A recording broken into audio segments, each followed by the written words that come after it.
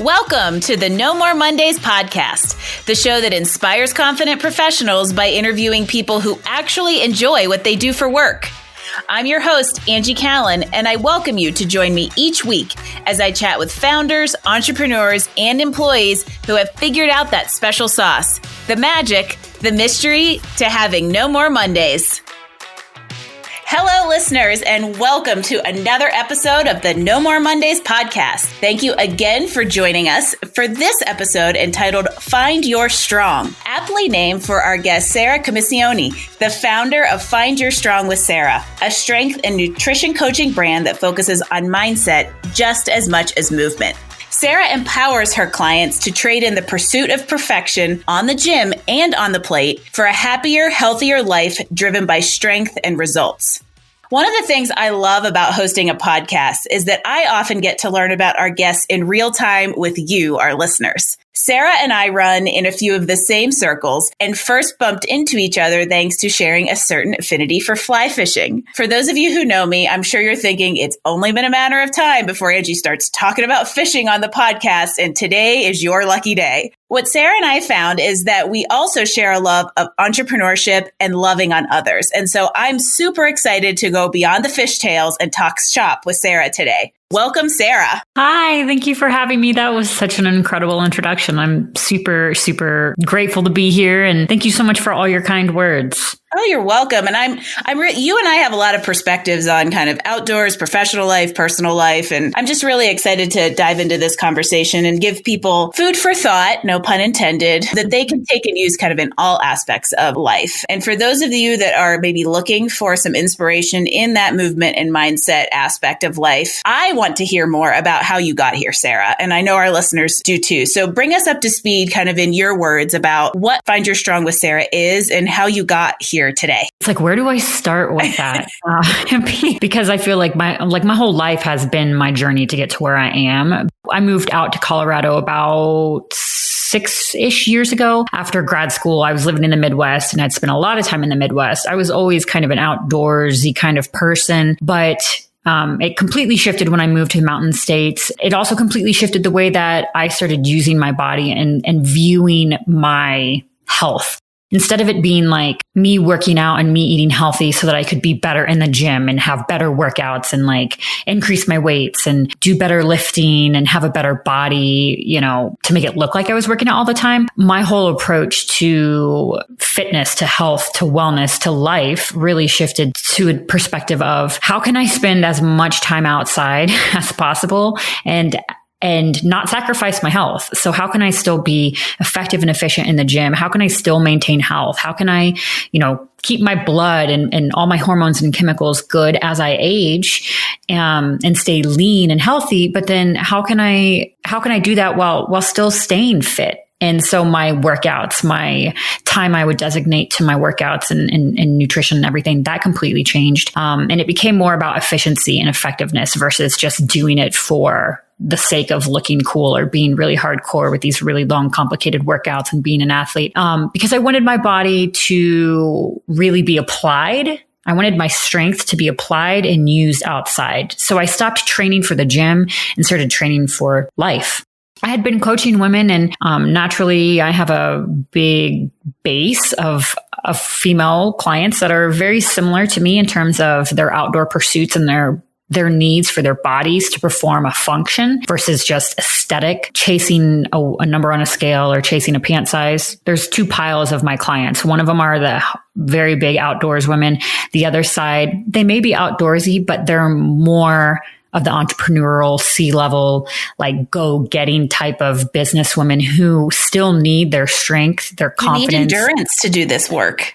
Yeah, they need their resiliency. They need to be able to stand in front of a boardroom and like feel good and feel okay about their bodies and feel confident. And it takes a certain kind of mindset in strength and resiliency in order to like go after your goals professionally and personally.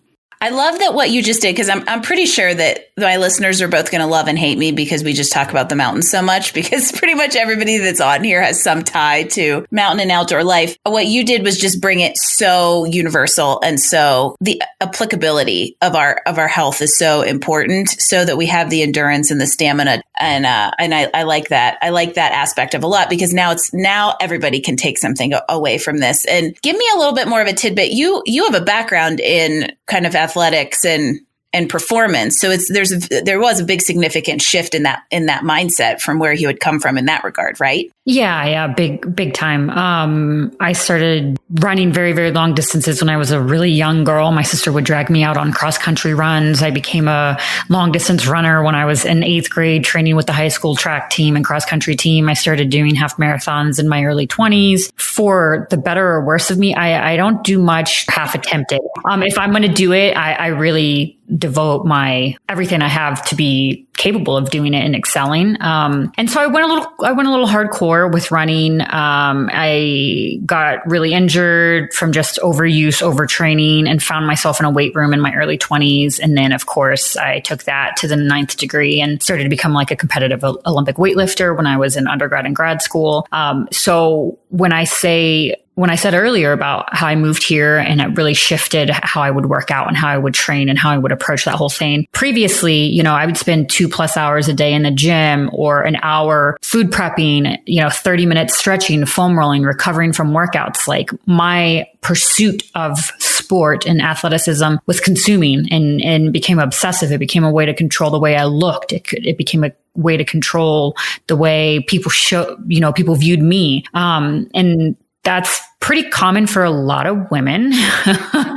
And so I help graduate them from that to the other part of what I talked about, which is basically everything that happened in my life and in my business 6 years ago when I moved to Colorado. What is it that you love about the work that you're doing? What makes it so that the Sunday blues have gone away and the Monday morning excitement of getting to do what keeps you going? Because on this show, we talk to people who work for others but love it, and we talk to people who have their own businesses, and both have their sets of challenges. And entrepreneurship is, as I say, not for the faint of heart. So what gets you up and keeps you going through the roller coaster of business building and ownership?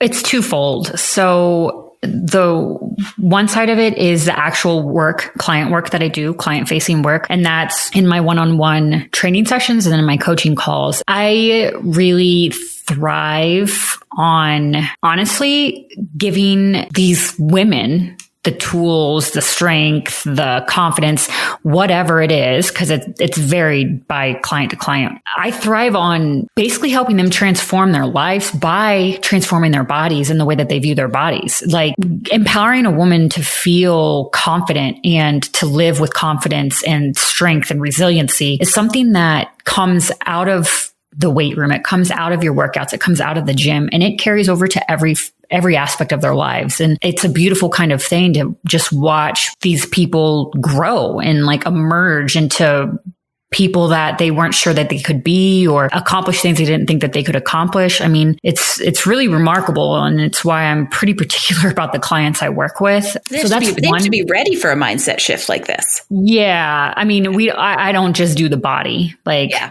I used to just do the body. And then by doing just the body work, it became very clear very quickly that everyone needed more work, and I was doing a disservice by just addressing like the physical aspect of health. The entrepreneurial side of I love working for myself. I'm a rebel. I don't do well with authority. People telling me what to do. That's why we're friends. Yeah. So there's a lot less conflict from upper management when I am the upper management. Yeah. So yeah, you're just fighting with yourself all day long, right? Or with all the possibilities, because I have a feeling you and I are similar in the entrepreneurial aspect of having never ending streams of ideas for business building and what we can do for our clients. And sometimes it's hard to rein that in and figure out where to kind of focus your time and energy so that you can both, have all of the fuel to give your clients, but also in the business aspect of coaching as well. I go outdoors, be alone in the wilderness, and like clear my head, create ideas for my business. Me slogging up a really hard hike physically is me slogging through all the crap that's in my head. And then you hit this point where it's, ease on the hike and you have clarity. You've let all the chatter go away. It's meditation in movement. Movement is meditation. That's where I have like these great clarity breakthroughs for my business and solutions. And I'm like, that's what I do when I'm outdoors. And then obviously I hunt and I fish. And the other thing that you mentioned, and I love when somebody comes in and validates the madness in my head and kind of advice and messaging that I put out there, because it makes me feel better about my perspective and just kind of reinforces the idea that something I said a lot. It's actually a video on getting into the outdoors and using that as an opportunity to tune out and find clarity in your career, in your business, because I completely agree with you that for me, I discovered fly fishing just about 4 or 5 years ago, and my brain doesn't turn off. And it's the only thing I've ever found that I can do for several hours and not think about anything other than it. And there's a lot of power in being able to turn off your brain, because when it turns back on is when Jim gets sick of hearing me go, "Hey, honey, I have an idea." So I'm so glad that you reinforce that aspect of what the outdoors can do to refuel us personally and professionally. I've built into my schedule a window in which I work very, very longer days throughout the week. But if I can have a 3 or 4 day weekend, 1 to 2 times a month, especially during prime like summer and hunting season, then I'm out the door, I hit the road, and it's almost like I leave my work behind. It's like I actually physically have to leave it sometimes, like drive away from the office. For me, getting outdoors and like leaving my work behind is, it's critical, because I am the founder of my business, but I'm also the coach. Yep. And I'm helping people live a healthier life. And that is encompassing their workouts, their nutrition, and then their lifestyle. What are they doing daily that I can help them maximize their time, reclaim their time, be more effective and efficient? If I'm not most of the time at like my prime, if I'm not really, really in a good headspace, if I'm not good, I can't be as good for my clients. And so you just hit a nail on the head. It's that there is a high level of emotional support that comes pouring out and when you're in the coaching space. So I always like to play a little game here on No More Mondays, and this is a perfect opportunity to do it, because you're talking about tuning out and some of the things you do on the other side of that boundary. So you want to play a little game? Oh, I'm nervous. Don't make me. This is what's fun about the early episodes of No More Mondays is that the guests haven't been able to actually hear the podcast. So I get to throw random things at you and see how you do. Yeah, it's a little, I'm glad there's no video. Don't worry. I know. Yeah. There's when you're like us and you spend hours and hours on video, let's just have a conversation. But here comes some rapid fire. Let's get to know Sara even more. When you were a kid, what'd you want to be when you grew up? A marine biologist. Really? I wanted to be a zoologist, and then I found out that I just liked animals. I didn't actually like biology. I wanted to be so many things. And then I wanted to be a monk because I felt like a little bit more aligned with like the monk lifestyle. And researched it. I was like, I'm going to shave my head. I'm going to go move to Tibet and live in a hill. I'm literally not kidding. What food are you craving right now? Probably bacon. When are we not craving bacon? Star Wars or Star Trek? Star Wars. Yeah. Cat or dog? Oh, definitely a dog. I know, you have a cute one. A favorite book recommendation? Right now I'm listening to Green Lights and by Matthew McConaughey. It's amazing. You're the second person who's mentioned that book to me in the last week. He reads the book out loud. And I mean, he's an amazing actor and talented person. Listening to it has been a great book. I can't have a favorite. I have like Michelle Obama's book was really good. The Green Lights one is sticking out to me because I'm reading it right now. But I also just finished Colin Jost, his book, A Very Punchable Face. It's, I love reading like Amy Poehler, Tina Fey, those kind of like comedy. So almost like memoir. I kind of dig memoirs. What was your favorite childhood TV show? Honestly, probably Barney. And that was more when I was like preteen. So that's a little embarrassing to admit. That's okay. It's okay. I think I was a teenager when Barney came out. So there you go. Don't feel old. Well, then, my next question was going to be favorite ice cream flavor, but is that bad to ask somebody who's in fitness and nutrition about ice cream? No. I definitely eat, what is that stuff called? Halo. Is it good? I mean, like, I'm kind of mildly lactose intolerant, so I really can't just eat ice cream normally. So for me, Halo is like a great way for me to eat ice cream. And you can eat it the whole pint. It's really moderate calories and moderate fat, and there's decent protein in there. So for me, that's kind of like a win. And it tastes pretty good. I like their it's like a peanut butter chocolate kind of thingy, or peanut butter chocolate chip, or peanut butter cookie dough. All right. Well, now I know when I'm going to go to the store this afternoon. So sometimes, guys, rapid fire is funny, and sometimes it's informative. We just learned about low calorie ice cream that your personal trainer will tell you it's okay to eat the whole pint of. Thanks, Sara. You're welcome. I'm like a walking billboard of strategy and coaching. Sometimes I can't turn it off. I think you and I could have like 12 hours of podcast together, because I've become known for my never ending stream of consciousness and opinions about just about everything. I mean, we are opinionated women. It's totally fine to have them. Not a bad thing to be. And of course, this is a show about Mondays, or lack thereof. So what is the first word or phrase that comes to mind when I say Monday? Let's go. Yeah. You just refueled from a weekend of hunting, fishing, and outdoor adventure. So it's go time once again. It's go time. Let's get it, and let's get after it. And I always try to come back real refreshed, real focused and energetic, and feeling like in a place of power of what I've got to do and what I want to do that week. And then, honestly, I'm like, all right, let's do another weekend of some adventuring. I like the idea that instead of Mondays just being part of the cycle, it's a reset of a new opportunity in a new week. For sure. I set like 3 daily high priority tasks and 3 weekly in order to like really focus on a week by week. I mean, I don't know. I'm an entrepreneur. I have my own business. And so I don't know. Yes, I've got big comprehensive goals, but like we operate like weekly with like progress and like ultimately we're just trying to get it done.